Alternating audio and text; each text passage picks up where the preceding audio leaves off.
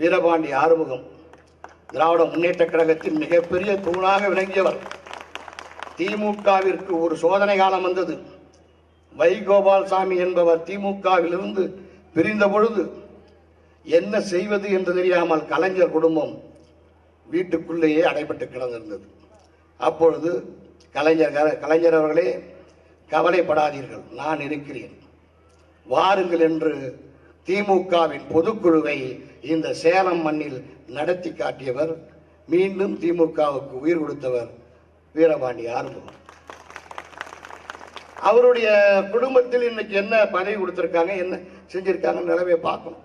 ஆனால் பேசிய வசனங்கள் என்ன? காங்கிரஸ் என்பது ஒரு பணக்காரர்களின் கட்சி. காங்கிரஸ் ஆட்சி வந்தால் தேனாரும் பாலாரும் ஓடும் என்று சொன்னார்கள்.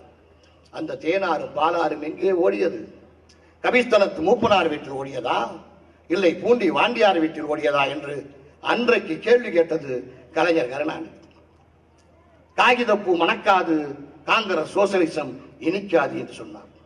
ஆக பண்ணையார்களின் கட்சி என்று சொன்னவர், இந்த பாட்டாளி மக்களை வாழ வைப்பது பாட்டாளிகளாக நாங்கள் தான் என்று சொன்னவர், இன்றைக்கு கலைஞர் உலக பணக்கார வரிசையில் இருக்கிறாரு. இதற்கு என்ன பதில் சொல்லுவார்?